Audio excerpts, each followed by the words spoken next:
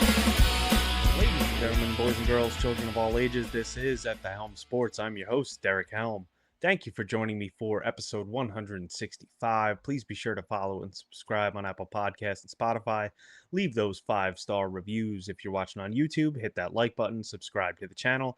Down in the comments section, let me know, what are your matchups for the AFC and NFC Championship?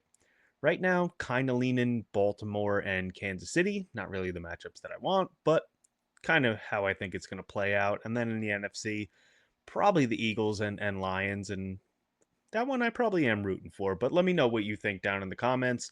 Going to be diving into the divisional round this week, go through game by game, kind of break down the Draftkings strategies and, 4-game slate. So I do think strategy is going to be a big part this week, but we'll go through each one of those games, end it with some of the bets that I like. If you are watching this and you are a golf fan, guess what? We're coming back next week. We'll be breaking down the Farmers. Going to be a good time. Have some written content for that. Probably do my course preview, all that good stuff. Have a podcast for the Farmers next week. Then we'll be breaking down the AFC NFC Championship. So, going to be a busy week next week. Going to be a busy weekend this weekend. TheMadLabMMA.com. If you're not over there, you are missing out. I gave out a 100-to-1 winner in PGA last week. We absolutely killed NFL. Great week overall. MadLab had a good week as well with the UFC. Obviously, we have UFC 311 coming up, so going to be a big weekend. Check it out, themadlabmma.com. But if we dive into this week, 4 games. So as I said, I think strategy is going to play a big part on DraftKings this week. But if we dive into the first one, we have Houston at Kansas City. 41.5 is the total here. Kansas City 8.5-point favorites at home. Now, we saw this matchup a couple weeks ago. Kansas City didn't exactly dominate, but they pretty won it pretty convincingly. So I could see that being the case again here. Obviously, Houston played well last week, but I think a lot of that was the Chargers just not showing up. That was also a home game for them going into Kansas City. Kansas City well rested, coming off a bye. Andy Reid, after a bye week, obviously we know what he does there. So I do think that this spread is warranted here. I worry about the Houston offense. Joe Mixon a little bit banged up, didn't practice on Thursday, so maybe that's just precautionary. But if for any reason he's limited and they don't have him, I don't see this Houston offense being able to do much. It's going to be very, very cold in Kansas City. So maybe that limits both offenses a little bit. Obviously, it's a playoff game, so I don't think the cold's going to bother them too much, but probably not going to get crazy wins.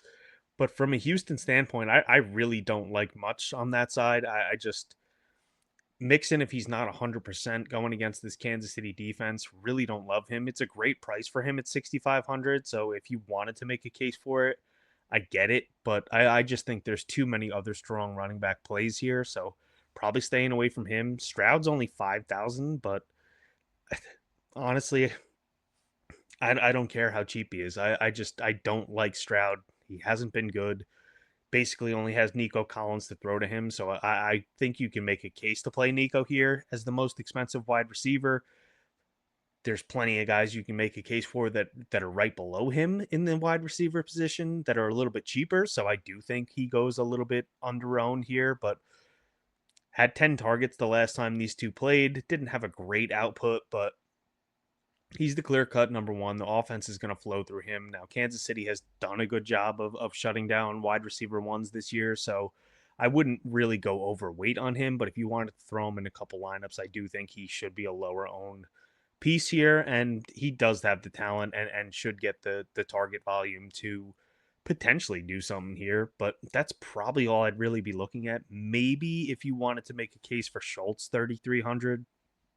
Kansas City has been susceptible to tight ends this year, so that's a piece you could put in if you wanted to maybe stack up Mahomes. I guess he could be a cheap bring back. I do think that Mahomes is in play here at only 6K. Kansas City has they're tied for the second highest implied total on the slate with Buffalo. So 25-point team implied total. It's expected that they are going to score some points here. Houston's defense is pretty good. They can definitely get some pressure, but Mahomes is good at getting the ball out quickly and we know in the playoffs he's more likely to run a little bit here, so maybe he can add something with his legs. The problem is who to pair him with. So Mahomes, obviously, I do think Worthy will be the most popular. 5,200 is a cheap price for him. He came on pretty strong at the end of the year. So I think he'll be the most popular chief, and especially paired if someone does play Mahomes, and it's probably a good stack. But I think you can make a case here for Hopkins. I mean, veteran presence in the playoffs, 4,700 is a great price for him. Definitely has some touchdown upside, although we didn't see much of it this year. I do think he's still a good red zone target. And then Hollywood Brown's only 4,200, so that's a cheap piece there if you wanted to go with two wide receivers in Mahomes. I think that makes sense, and I'd expect Kelsey to be very popular this week.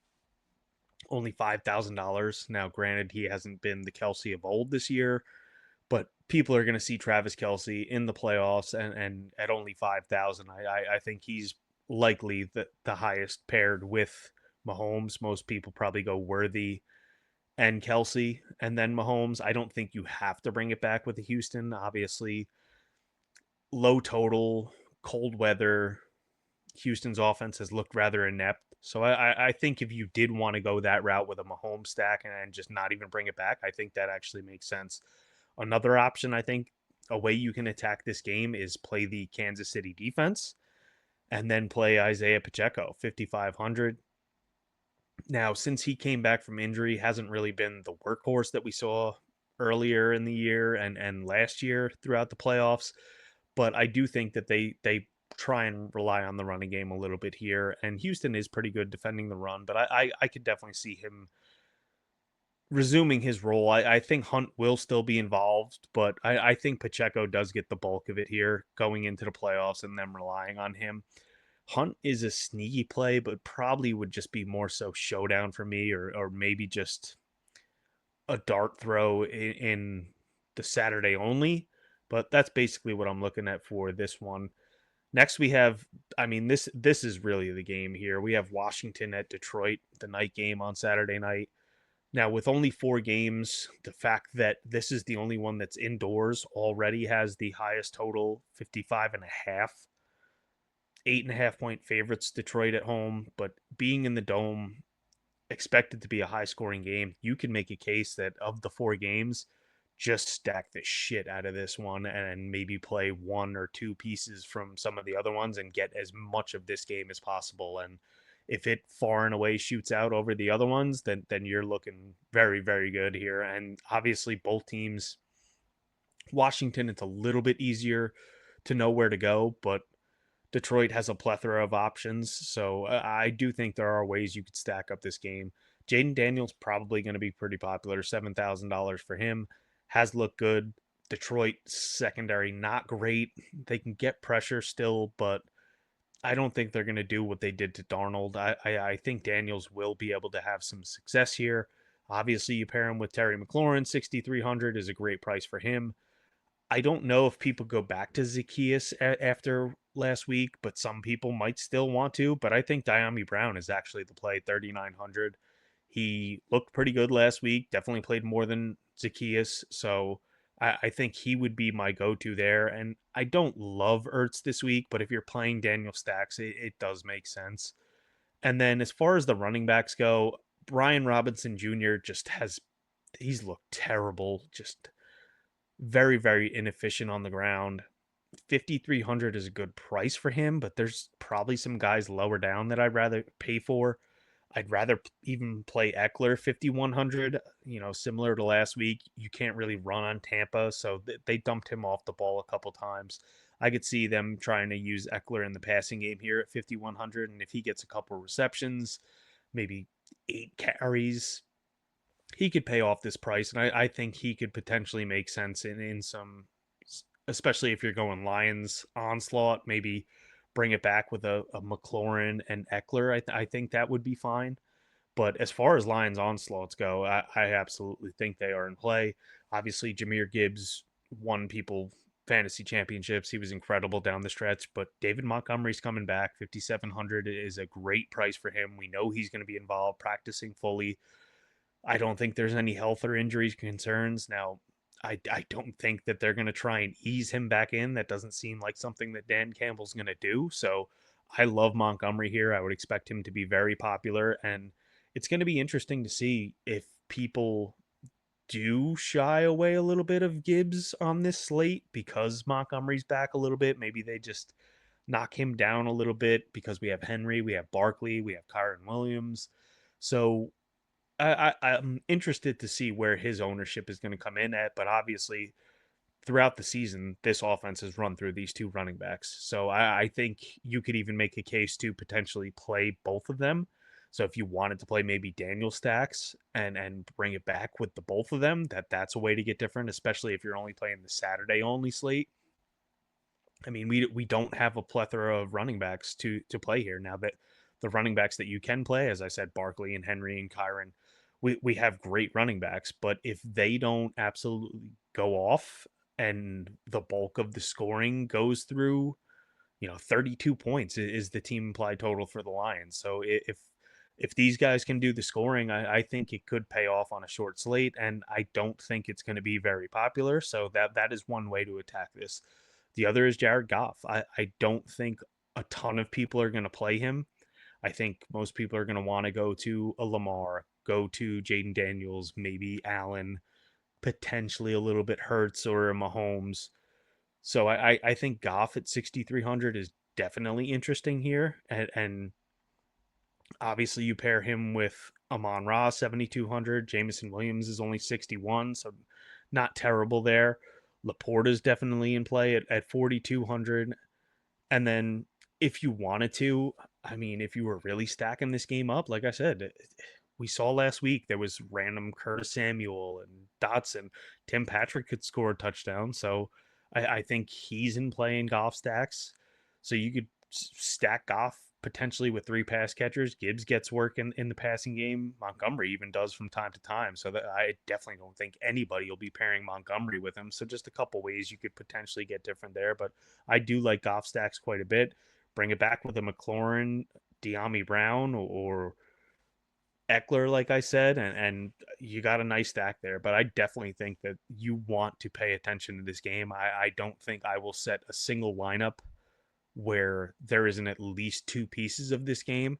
Now, could it fall short of that 55 and a half? Yes, absolutely. But with some of these game environments that we have, only having four games, I don't think it matters. Even if it goes under, I could still see this being one of the higher scoring games of the week. So definitely want to focus on this game quite a bit. If we move to Sunday, we have the Rams at Philly. Now, this one might be some snow potentially. Going to be cold in Philly. Not crazy blizzard like conditions, but we could see 1 to 3 inches, maybe 4 inches. So some snow here. I do like the Eagles quite a bit. And when we get into the bets, I have them on a teaser with Kansas City. We'll break those down in a minute, but I like Kansas City here. I would even consider laying the 6 points. The Rams, looked incredible, but short week, having to travel for that game, now travel across country to Philly early on Sunday in the snow. I just don't love it. They have not been good on the road. They have not scored much on the road. Philly's defense is very good. Now, Philly's offense has not looked great in spots, and especially last week, but they didn't really have to do much last week. And the Rams defense obviously looked incredible Monday night. So maybe that scares some people away from the Eagles offense. And maybe this game is a little bit close. But for the most part here, I like Kyron. I don't love him. Just as I said before, there's so many good running back plays. I'd rather play the Lions running backs. I'd rather play Barkley. I'd rather play Henry. But I do think he's in play. He gets involved in the passing game and has touchdown equity at only 6,900. I think it's a good price for him. And then Puka at 74, obviously in play. The offense basically runs through him. I do worry that the amount of screens they try throwing to him and just the run after the catch, maybe that's not here against this Eagles defense, but potentially. And he's talented enough and he's going to get enough volume that I think he could easily pay off this price tag. Cooper Kupp only $5,400. The guy's, I don't know if he's healthy because I mean, they're not even targeting him, which is crazy to think. And you would think a healthy Cooper Cup, he would definitely be in play here at 5,400, but they'd also be using him more. So it scares me a little bit. I might sprinkle him in a little bit, but I don't love him. If you're looking for one of those one-off guys, cheap piece, 4K for Demarcus Robinson. I do think he has some touchdown equity, so keep an eye on that. Higbee still questionable, 3,400. If he is in there, I think you can play him, but obviously keep in mind at any moment he can come out of the game injured. If he doesn't go, I do like Parkinson quite a bit at 2,900. That's a cheap piece that you can throw in and just even if you wanted to just fill out the 1Z position of tight end and use him as a one off, I think that makes sense. And then I do have some interest in Jalen Hurts here. I don't think a lot of people will, just with, as I said, Lamar and Allen on the slate. But even if it's snowing, Hertz hasn't really been throwing a lot. He hasn't been, but he can have those two rushing touchdown games. He can throw for another one and then just get there despite being inefficient. So I do think that on only a 4 game slate, you definitely got to consider it. And I do think if you're playing the Sunday only as well, you can actually make a case for it even more because most people are going to want a piece of that Buffalo and Baltimore game, and maybe you go with a Hurt stack instead. As I said, I love Barkley here, 8,200. If it's really, really snowing and the field is slick, though, I do think that knocks him down a little bit. Just on a slippery field, if he can't utilize his cuts and change of direction as much, I think that hurts him a little bit. But still, on a 4 game slate, it's Barkley. I would expect him, there's plenty of value. You can afford a bunch of cheap guys here, so I'd expect him probably to be the highest owned running back on the slate. But you can definitely make a case to go there. AJ Brown, I have some interest in at 7K. I don't think a lot of people are going to play him. Hasn't been incredible lately, but we've seen it in the past. Is just on any given slate, he can score 150 or go for 150 yards and a touchdown. So I do think he's in play here. Devontae Smith, 5,600 is cheap. I don't really think that I would pair both of them with Hurts. As I said, just hasn't been a lot of volume or efficiency through the passing game. So it would probably just be one of them with a Hurts. But I think you can definitely make a case to play just them as a one off. So if you wanted to stack up the Baltimore and Buffalo game or the Detroit and Washington game and just use one of these guys as a one off, and it's kind of different because most people that are doing that are probably going to use a Barkley as a one off in this game. So just something to consider there. And then Goddard banged up as usual, but 3,900, I do think that if he is playing, that you can definitely make a case there as well. And if you wanted to play Hurts with him, that actually could make a little bit of sense. As far as stacking this game up, I don't think I would really go crazy or overstack it. It would probably be skinny stacks, like a Barkley and a Puka, which pretty expensive, so you'd have to find some value. But maybe a Kyron and Devontae Smith could make some sense.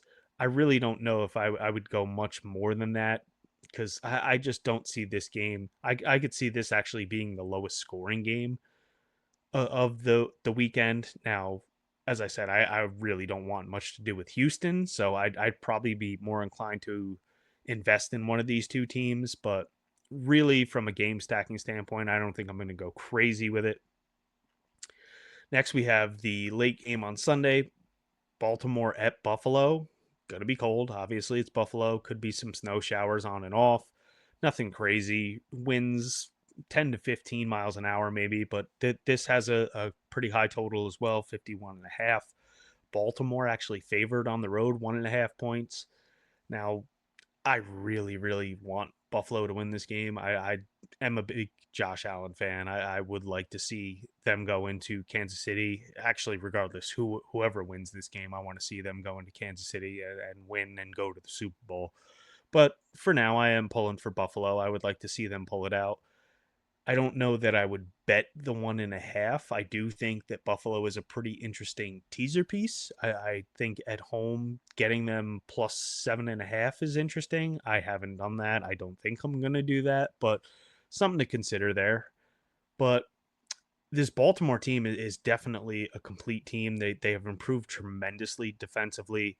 very good defending the run, have improved in their secondary and against the pass as well. And then you have obviously a two-time already MVP, potentially even three-time MVP in Lamar.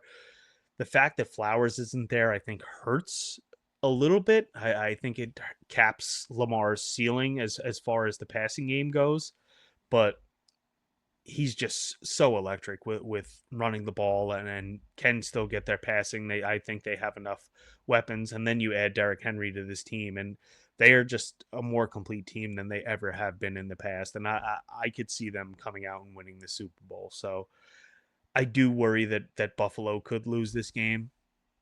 Definitely can play Lamar and pair him with Henry. I actually think that a lot of people won't be doing that. So if you're playing the Sunday only, maybe they do it. But if you're playing all four games, I could see a lot of people going Lamar, and if they're paying up, going to Barkley instead. So obviously, there's not a ton of correlation between Henry and Lamar, but they could easily be the entire scoring offense for this team. So I think that's actually a very sneaky way to attack this game. Now, Justice Hill is actually in play as well, 4,800. I do think that he will get a little popular. I think people will pay down for him and make a case that this is going to be a shootout back and forth. And if Baltimore gets down, he's going to get plenty of passing game work. So I think you can go there. As I said, Flowers probably not going to play. So Bateman, a great play at only 4,900. I think he gets a little bit chalky, but it's probably good chalk. I mean, 4,900 and being basically the wide receiver one for this team definitely makes sense. Nelson Aguilar, 3,300, I think could be in play here. Haven't really seen him do much at all, hasn't really played much at all, but the fact that Flowers is out, we have seen random games where Aguilar just busts off a long touchdown, and if that's the case here, he could actually break the slate here for you at 3,300. I would probably only do it in Lamar stacks. And then obviously you can make a case to pair him with Andrews, 4,500, and Likely. So if you wanted to go Lamar and both of them, I think that makes sense. Likely probably playing a little bit more out of the slot, could get some increased opportunities here at 3,500. Andrews, 4,500 is a great price for him. Probably the best tight end play on the slate, potentially. I do like Laporta at his price point too. Just I do think that you can make a case to even double tight end this week with the two of them, but I do think that both Likely and Andrews could be paired with Lamar here.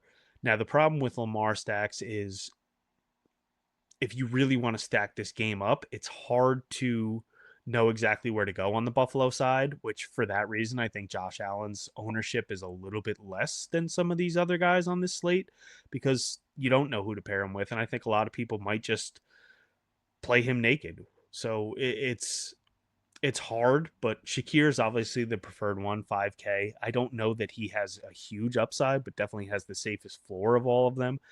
I do think Amari Cooper, despite not looking great since he's come to Buffalo, does have a little bit of an upside at 4,400. Keon Coleman, 4,100, I think could score a touchdown. He's good for a big one here or there. I could see some people trying to go back to Curtis Samuel after what they saw. They did use him a little bit out of the backfield, so maybe that is the play. As I said, there's a lot of options here, and I don't see a ton of people going there. Dawson Knox got involved a little bit more last week. Kincaid is actually not really been great and just kind of almost splitting time with Knox again. So I think you can make a case for either one of them, but I'd probably prefer to play them with Allen rather than as a bring back with Allen or with Lamar stacks. So if I'm playing Lamar and I want to bring it back, it's probably Coleman, Shakir, obviously, or a Cooper. In order, I'd say Shakir, Coleman, Cooper, and then obviously James Cook is definitely in play as a bring back. Baltimore definitely good against the run, 6,700. Good price for Cook. I do think that Baltimore's defense scares a little bit of people away.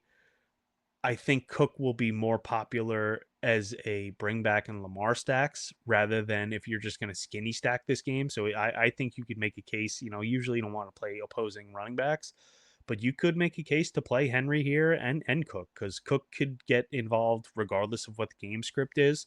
So I do think that he is in play here. And especially if Allen does end up getting popular. Like I said, it's so hard to stack him. I don't know that he necessarily does. But Ty Johnson's also in play here too at 4,500. Has a role in this offense. Had 9 carries last week and gets involved in the passing game. Caught a passing touchdown last week. So I definitely think that he is involved as well, especially Ray Davis probably not going to be able to go in this one. So 4,500 for him, I think that's a good price. So if you wanted to go Lamar, Henry, like I said, maybe even throw a Bateman or an Andrews in there, and then you could bring it back with a Ty Johnson, maybe Shakir, something like that. Or I don't know that I would pair Ty Johnson with Josh Allen, but it's definitely possible. I mean, he caught a touchdown last week, and he does get passing game work. So I think that actually is another piece that you could add with Josh Allen. And, as I said, big Josh Allen fan, I'm going to play him quite a bit. I think I might play him naked a little bit, but on a short slate, I do think that it makes sense to pair him with somebody because if he is going to be the highest scoring quarterback on here, he's most likely going to get there a little bit through the air. I mean, a lot of it could be on the ground, but I do think you want to pair him with a pass catcher. So a lot of options this week, a lot of things to do. As I said, I think this game and especially that Washington Detroit game are the way that you want to go here as far as stacking up. And if we go into bets, have a couple. I did a teaser as I kind of alluded to before. Got Kansas City minus 2.5 and Philly pick'em. As I said, just I don't trust Houston to be able to score here. Kansas City though has let teams hang around a little bit, and Houston does have a pretty good defense, so I could see maybe this being a lower scoring game. I could also see Kansas City coming out here and just stomping them, but I like the 2.5. I do think that they win this game and should win by a field goal. So like the 2.5 there. And then, as I said with Philly, I just think the Rams coming off of that big win across country, it's a little bit too much. Philly's defense is pretty good, and I do think that they can score as well. So got Philly at a pick 'em and Kansas City minus 2.5. I also took Mahomes over 12.5 rushing yards for his longest rush. Now, I like his rushing over. He tends to run more in the playoffs, but what we see a lot of times is, if this game is a blowout and it ends up being kneel downs, Mahomes will step back 7 yards and take a kneel down. And I've literally lost bets on him for his rushing yardage because of it. I've lost showdown competitions because of it. So I like the longest rush a little bit better. I think he can definitely break off a run over 12.5 yards, and that's it. Once he does it once, you don't have to worry about kneel downs. So I do like that one quite a bit. Then we have in the night game, I took David Montgomery over 14.5 receiving yards.